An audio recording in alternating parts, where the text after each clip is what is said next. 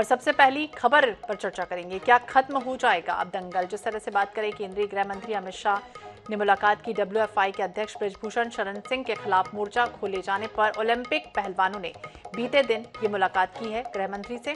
बजरंग पुनिया, साक्षी मलिक और विनेश फोगाट ने गृह मंत्री अमित शाह से उनके आवास पर मिलकर बृजभूषण के खिलाफ सख्त कार्रवाई करने की मांग की है। ये भी मिली जानकारी कि बीती रात अमित शाह से मिलकर पहलवानों ने अपनी चिंता जाहिर की और लंबी बैठक में सब कुछ बता दिया।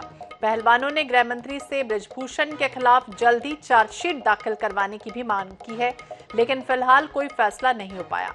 विनेश, एक नाबालिग सहित कई महिला पहलवानों ने WFI के अध्यक्ष बृजभूषण शरण सिंह पर यौन उत्पीड़न का आरोप लगाया। सभी ने महीने भर दिल्ली के जंतर मंतर पर विरोध प्रदर्शन कर कार्रवाई की मांग की। वहीं प्रदर्शन कर रहे पहलवानों ने इस बीच सुप्रीम कोर्ट का भी रुख किया था, जहां कोर्ट ने उनकी बात सुनकर दिल्ली पुलिस को नोटिस भेजा। इस नोटिस के बाद पुलिस ने बिना देर किए बृजभूषण पर 2 FIR भी दर्ज की। वहीं जंतर मंतर पर विरोध प्रदर्शन कर रहे पहलवानों को बीते दिनों दिल्ली पुलिस ने कानून व्यवस्था के उल्लंघन का आरोप लगाया था और इसकी वजह से उन्हें वहां से हटाया गया, जिसका विरोध करने के लिए हरिद्वार जाकर अपने ओलंपिक मेडल गंगा नदी में गिराने की भी उन्होंने कोशिश की। हालांकि कई किसान नेताओं के अनुरोध पर उन्होंने ये फैसला वापस लिया और उन्हें पदक सौंप दिए। तो पहलवानों की 5 दिन की डेडलाइन खत्म हुई और इसके ठीक पहले केंद्रीय गृह मंत्री अमित शाह ने उनसे मुलाकात की है। भारतीय कुश्ती महासंघ के चीफ और भाजपा सांसद है बृजभूषण शरण सिंह, जिनके खिलाफ यह प्रदर्शन चल रहा था।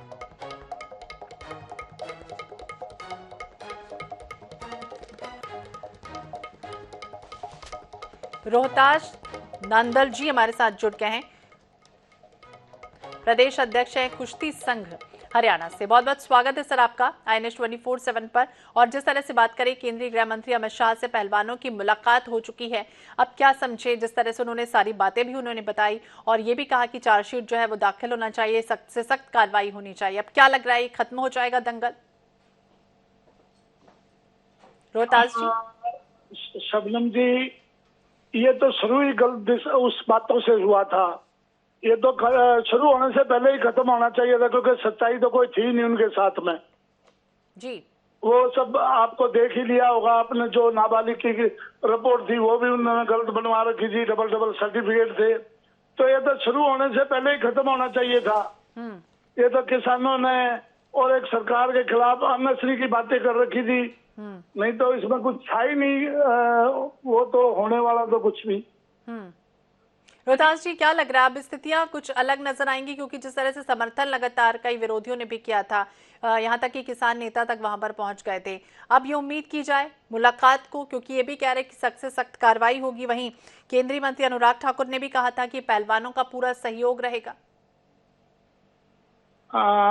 शबनम जी, जो आपने देखा होगा, जितने भी दल आए थे, चाहे वो किसान नेता के रूप में या दूसरे संगठनों के रूप में, वो सब अपनी राजनीति रोटियां सेकने आए हुए थे जी। वो किसी भी संगठन ने आज तक किसी लड़की के लिए कहाँ पे क्या किया मुझे बता दो पूरे हिंदुस्तान में। आए दिन होते हैं इस तरह के बात, कहीं भी उन्होंने किसी लड़की की अगर मदद कर रखी हो, चाहे वो राकेश टिकैत है या दूसरे संगठन है, किसी ने भी कुछ कर रखा हो आज तक मुझे बता दो। वो तो सिर्फ अपनी राजनीति, सिर्फ सरकार विरोधी तत्व इकट्ठे हो रहे थे और कोई मतलब नहीं था उनका। ना उन्होंने बेटियों से कोई मतलब था, ना खेल से मतलब था। खेल का भी नुकसान किया और समाज का और कौम का और लड़कियों की बेइज्जती भी करवाई रोड के ऊपर। रोहतास जी, मैं हूं आपके साथ श्वेता, और ये भी आपसे समझना चाहेंगे कि जिस तरह से निष्पक्ष जांच की अब बात कही, 1 महीना हो चुका, वो हमने समय भी देखा कि किस तरह से पहलवान वहां जंतर मंतर पर बैठे रहे, धरना प्रदर्शन किया, कई बार लाठियां भी खाई, वो महिलाएं भी वहां पर बैठी हुई थी। गंगा नदी के पास भी वो गए, अपना मेडल जो है वो वहां पर विसर्जित करने के लिए कोशिश भी उन्होंने की है। अब 1 महीने का लंबा इंतजार, इतना वक्त उन्होंने दिया, क्या उम्मीद की जाए जल्द से जल्द जो है वो निष्पक्ष जाँच होनी चाहिए, जो न्याय है इन्हें मिलना चाहिए? श्वेता जी, मैं एक बात कहना चाहूंगा आपके चैनल के माध्यम से कि इन्होंने कहीं पे विश्वास ही नहीं किया जांच पे। एक दिन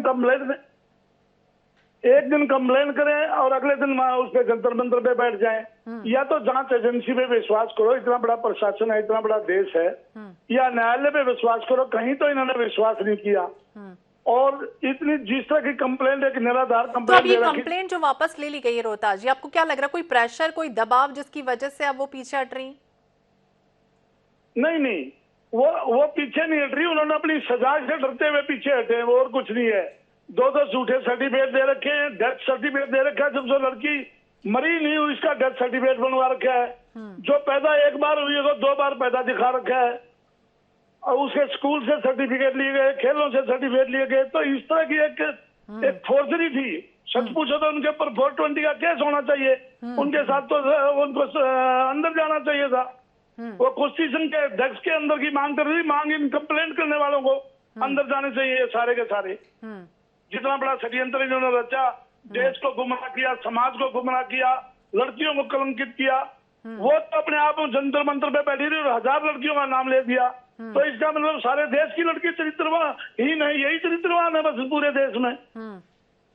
तो बहुत एक मतलब इतना बड़ा अभियान इन्होंने चलाया, जिस षड्यंत्र में इनको कोई माफी नहीं मिलनी चाहिए, जो रेलवे बोर्ड की तरफ से भी नहीं मिलनी चाहिए, सरकार की तरफ से भी नहीं मिलनी चाहिए, और पुलिस प्रशासन की तरफ से भी तो नहीं। ये कह रहे हैं षड्यंत्र अभियान, और अब देखना होगा आगे क्या कुछ होता है। रोहतास जी हमारे साथ जुड़े थे, बहुत बहुत शुक्रिया सर बातचीत करने के लिए।